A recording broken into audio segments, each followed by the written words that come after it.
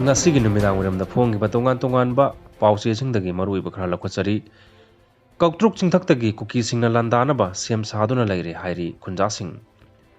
Mapungaba pauda Imphal West District amadi Kangpokpi District anigi lonaba Koutruk Chingthak asi cookie khulai paibasingi yamna chawba zone amaga pangkak oire mafam asi cookie militant singna makhal makha kayagi local made rocket launchers amadi sniper nongmai paiduna chawba lanbung semgatpa thengnare Hairi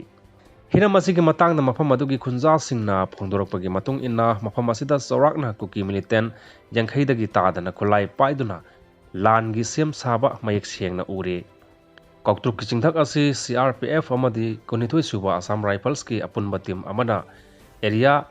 domination tawduna leiriba mafamni haiduna mamangda phongdokhiba laikhrabani atubu hairiba mafam asi matau karamna cookie khulai paiba singna ifong phongna leiribano haibasi mafam adugi khunja singna hanglakli orekliba phibam asida matau karamna Koutrukta leiriba tension asi matau karamna control tawgadawri haibasi achawbo bahang ama oiri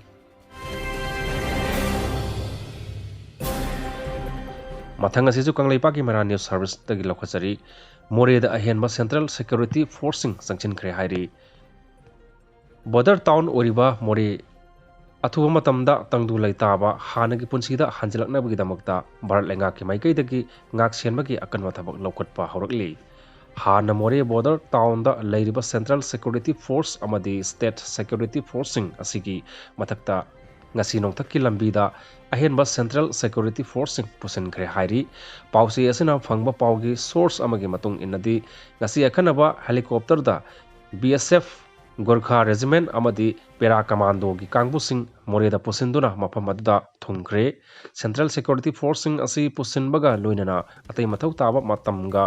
chunaba khuju khulai singsu loina khi Hairi panbayabadi matam kuina fencing khadana lerakliba kilometer 492 muk sangba Indo Myanmar border paring asi atuba matam da fencing kharagani haina Union Home Minister